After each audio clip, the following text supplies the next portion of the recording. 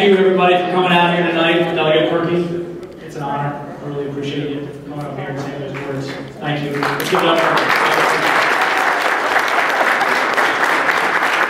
I also want to thank each and every one of you. I know it's getting late. Tummies are hungry. I'm going to be brief. I got a few things I want to get out, and I'll condense it a little bit. But first, I want to definitely thank Delegate Purkey, Delegate Knight, Mayor Sessoms, Councilman Wood for their support. I couldn't be more pleased and honored for them to be here. But I especially want to thank Delegate Tata, who I believe is left, but we're going to go ahead and say that. I want to thank him for his long-standing service to families in Virginia Beach and to the Commonwealth of Virginia. His leadership and his perspective will sorely be missed. And let's go ahead and give him a round of applause anyway.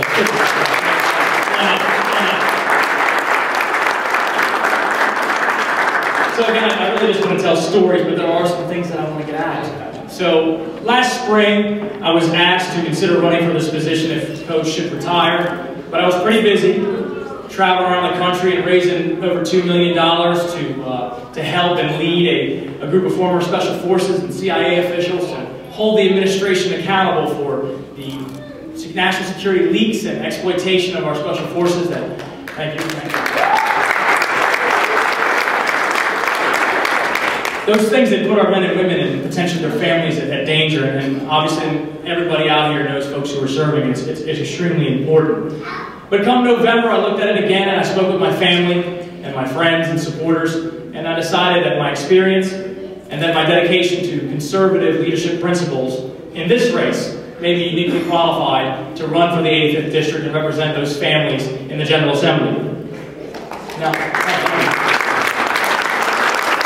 Now, before we go any further, I do have to acknowledge that I could not move forward without my sturdy and my loyal and my very supportive family, that some of them are in the room right now, and my friends, of course. In fact, my nephew Zachary, who's in the room, I have to give a plug because he made a heroic run to Richmond for the campaign today, last minute. I'm very proud of you. You're in a nice suit tonight. You look sharp. I like that. But I also, many of you know that I welcomed a new boy in my life, and it's profoundly changed me. And like many of you with your children, your grandchildren, I worry about his safety, his security, his education. I want to make sure his opportunities are the same as mine and plenty more. And with family businesses in the district, we are vested in Virginia, and we are committed to seeing her shine. As Republicans, we must enact policies and laws that strengthen families in the community. However, we must always keep in mind that while the traditional family unit is ideal, the reality is, in many Virginia households and American households, it's not always the same. Some of them are quite different. That being said, I was raised by a single mother on the Eastern Shore, working and paying taxes by the age of 11. Still paying them, probably been paying for a long time. But, I had a mentor, Andy, you heard from him earlier. He taught me everything from having a napkin on my lap at the dinner table to stock options. I was really blessed to have him as a role model. But not all families, or not all kids, are so lucky. And we must do what we can to ensure that we help those that are in need and mentor them and give them time and wisdom and believe in them so that we can change their lives forever.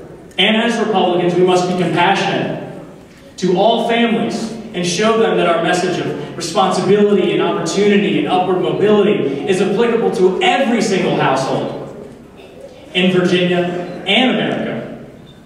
Now, we have to do so in a message that is articulated in a way that we don't alienate folks, because we're all on the same team, no matter the background, no matter the social status, no matter the sexuality. We can all benefit from Republican ideals of prosperity, responsibility, and upward mobility. Now look, as your delegate, I'm ready to roll up my sleeves and work hard with Delegates Knight, Purkey, Mayor Sessoms to make sure that we do the business of the people. And these federal defense cuts, as you heard Delegate Purkey speak briefly about, are really going to hit this area a lot more than others. As a matter of fact, a couple days ago, I was walking the neighborhoods. I'm over 1,000 households now, door knocking. Some of them not so nice, some of them others are very nice. But so I came to a door on Edmund Drive, a big wooden door with a big U.S. Navy sticker on the side. I figured it'd probably be friendly, with my background too. And he was. And in fact, Jason answered the door, and he came. He was very polite, but he was concerned. And he recognized me. He said, "Scott, I'm lucky because I still have a job."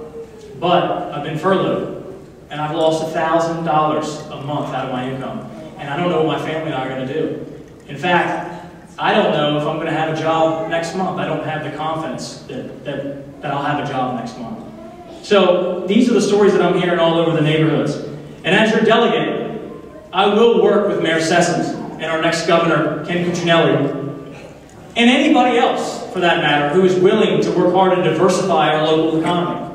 We have to set the conditions to make that invites businesses from around the world to come do business here in Virginia, and set the conditions that allows us to export our Virginia products and services globally. We must participate in that natural gas boom in America. We have a deep water port here. It's excellent infrastructure to go right from there to Europe and other hungry nations for energy. We have offshore oil and wind and gas. We have biomass in Virginia. These are the types of jobs that will create jobs for thousands of people that are really good, really well suited for our military folks. 10,000 of them exiting the military every single year. And of course, there'll be jobs all around that. This is what we need to do. This is what we need to roll our sleeves up for. And I got to tell you that as your delegate, I'm also very committed to education, to making Virginia have a robust education. And I'll fight to have dollars go directly to classrooms and teacher salaries rather than being eaten up in administrative costs.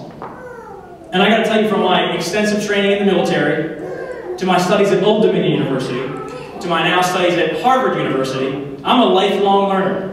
And I'm committed to a robust education in Virginia, because a child's education is his or her liberation. And jobs, education today means jobs tomorrow. Thank you.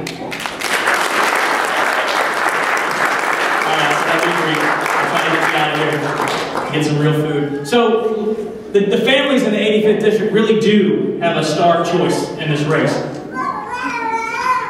Delegates, senators, they can't really get everything done on their own. They have to work together as teams with common shared values and goals and results to get things done. And from a very early age in sports, I learned the value of teamwork. And at the ripe old age of 18 in Navy SEAL training, it was drilled into my head even more.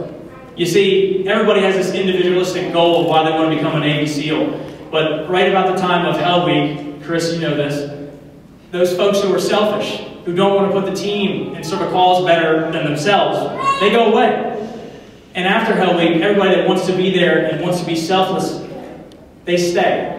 And no matter how hot, how cold, how wet, how tired, in the Hindu Kush Mountains of Afghanistan or the deserts of Iraq, they'll never quit their team. They'll die before they put themselves above their team. That is the type of folks that we want in politics, isn't it? I don't know about you guys, but that's the folks that I want to see in politics. Now, it's important to understand those same team players were also leaders, and they weren't afraid to speak out. Trust me, not at all afraid to speak out on matters of principle. There are real differences in this race, not small differences of issues. We're both Republicans, but large issues of temperament, judgment, and selflessness.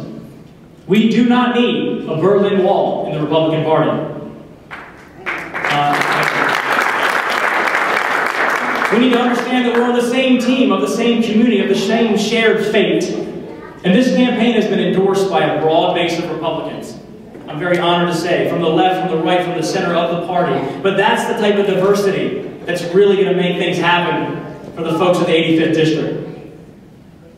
Now, I believe that Republicans of the 85th District, the voters, are going to choose unity over division, certainty over insecurity.